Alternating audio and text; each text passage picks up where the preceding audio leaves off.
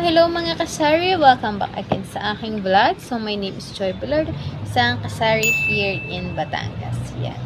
So, in this video mga kasari ay gagawa tayo ng pangpaswerte ngayong 2024. Yan. So, ito po, panimula po ako nagkaroon ng tindahan, ay yearly ko na po itong ginagawa.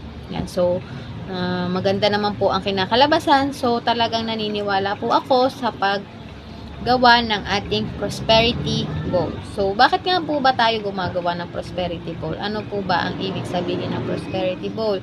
Yan. So, base po sa aking alam ay ang prosperity goal po ay sumisimbolo sa kasaganahan, kaligtasan at pag-asa. Yan. So, magkakaroon din daw po tayo ng overflowing na blessing kung maniniwala tayo sa ating ginagawang paggawa ng prosperity goal. Yan. So, ito po ay talagang paniniwala, lalong-lalo na sa mga Chinese. Yan. Alam nyo naman na mga Chinese ay magaling sa negosyo at talaga namang ang business nila ay lumalago at talagang malakas. Yan. So, talagang pinapatok ng mga tao. Yan. So, papakita ko sa inyo kung paano ko pa gagawin ang ating prosperity goal ngayong 2024. Yan. So, simulan na natin mga kasari ang ating mga gagamitin sa paggawa ng prosperity bowl. Yan. So, unang-una mga kasari, dapat meron tayong bowl. Yan.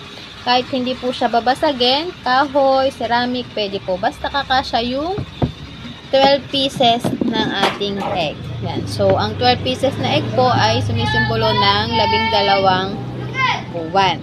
Yan. Meron din po tayong bigas. Yan. So, isasali natin dito. And then, meron din po tayong coins. Yan. Gold coins. Yan. Bali, 12 pieces din po ng gold coins ang ating ilalagay. Meron din po tayo na orange. Yan. Isang orange lang po kasi sa gitna natin to ilalagay mamaya. And then, meron din po tayong pera. Yan. So, ginawa ko na po yung pera, ni-ribbon ko na. So, bago magsimula, ay tuturuan ko po kayo kung paano ko binilot yung ating pera. Yan. So, yan. Maglalagay din po tayo ng buong pera. Yan. So, pwede po kahit anong buong pera. Pwede pong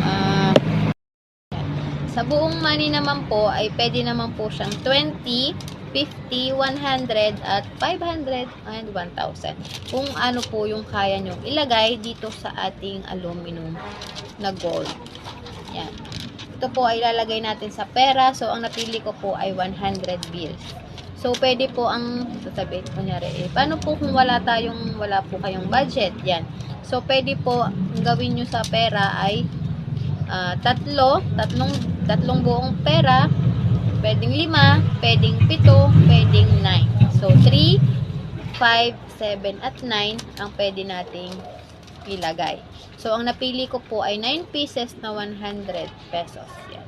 So, itong iba po, yan, ginawa ko na, binilot ko na po. Kasi medyo matatagalan tayo kung dito ko pa gagawin.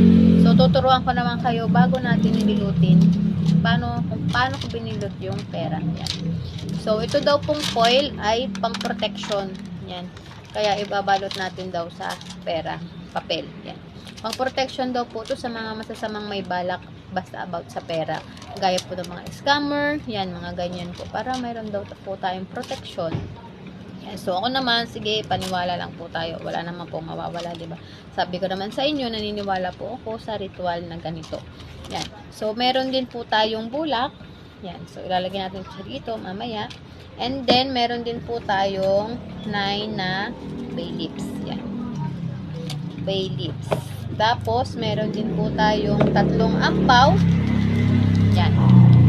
So, 3 ampaw po yung ilalagay ko. Pero, man daw po na isa lamang kung wala po tayong budget. Yan. So, ang ilalagay po natin dito ay 168 pesos. Yan. So, bakit po 168 pesos? Yan. So, ang 168 daw po na number ay maswerte. Yan. So, ang 168 daw po ay ang ibig sabihin ay walang hanggang pagdating ng blessing. Yan, sabi nila. Kaya po pala, yung isang store doon sa aming bayan, malaki din po siyang store na pinamimilhan ko din, ay 168 ang pangalan ng kanilang tindahan. Sabi ko nga nung una, bakit kaya 168 ang pangalan ng tindahan na yun? So, nalaman ko na yun pala ay overflowing na number. Yan. So, walang humpay na pagdating ng blessing. So, maglalagay din tayo sa isang ampaw. Pwedeng isang ampaw, pwedeng tatlo. Yan. So, ang ginawa ko po ay tatlong ampaw na tig 168 ang laman. Yan. So, ayan. And then, meron din po tayong ribbon. Yan, na paggagamitin natin sa pagtatali dito sa pera natin.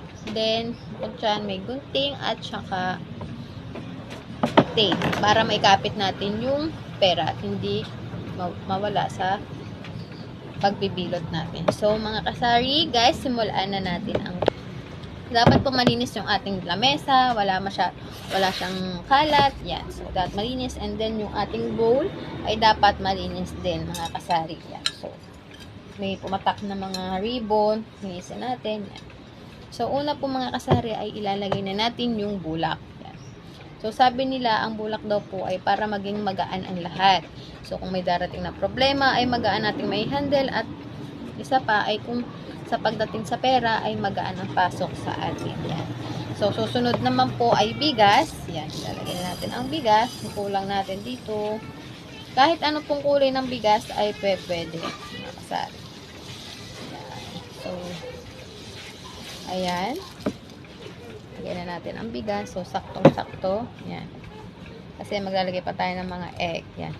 So, ang susunod naman po ay itlog. Yan. So, sa paglalagay po ng itlog ay dapat nakatayo. Yan, patayo po. Yan.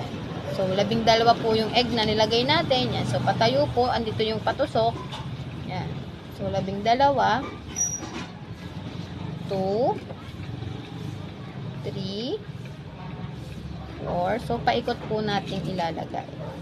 Susunod naman po ay ilalagay natin ang coins. Yan. So, 12 pieces po ang paglalagay din natin ng coins. Yan. Ito po ay nabili ko ng, ang balot ay 10 pesos. So, bali parang pumapatak siya na piso isa.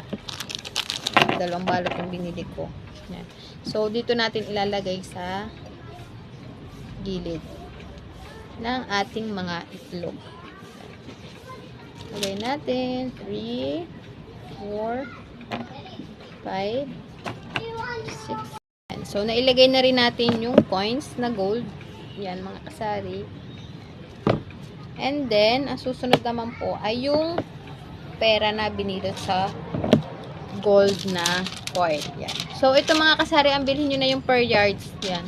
So, nabili ko to parang 25 pesos ang isang meter. So, yun na po yung pinakamababa nila yun. Na cut. Hindi pwedeng kalahatian lang. Kasi kakonti lang naman magagamit natin dito. So, mga kasari, ayan. Ganito. Nakatapat sa atin yung mukha ng pera.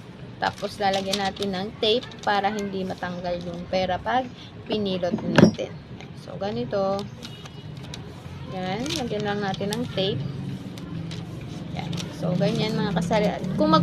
Tapos po, pagugupitin po natin yung foil, dapat po may excess sa pera. Yan. Dapat mas malaki yung foil kesa doon sa pera natin mga guys. Yan. So, bibilutin na natin. Yan. So, kaya hindi ko to sinama dito kanina. Isa na lang tong tinira ko para mapakita ko sa inyo kung paano ko bilutin. Kasi medyo matagal siya mga kasari. Baka naman mainit kayo. Ayan. So, medyo mainit dito sa part na to. Masisinaga na tayo ng araw. So, maganda yan at blessing din yan. So, ayan. Nabilot na natin. And then, bubuhol natin yung, tatali natin yung pulang ribbon. Yan. Ganyan. Kasari. Yan. So, dapat yan. So, may tira na tali.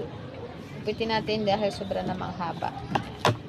So, ayan mga kasari, yung kinalabasan ng ating binilot na pera kanina. So, sabi ko nga sa inyo mga kasari, kung wala tayong masyadong budget, pwedeng 3 pirasong buong pera. Gusto nyo 3 50, 7 na 50, or 100, 500, depende sa inyong budget. So, ang akin ay 9 pieces na 100 bills. So, yan. Tutusok lang din natin sa pagkita ng mga itlog. Yan. Patayo. Yan. So, 9 pieces. Paikot din mga kasari ang ating paglalagay. Yan. Yan. Yan.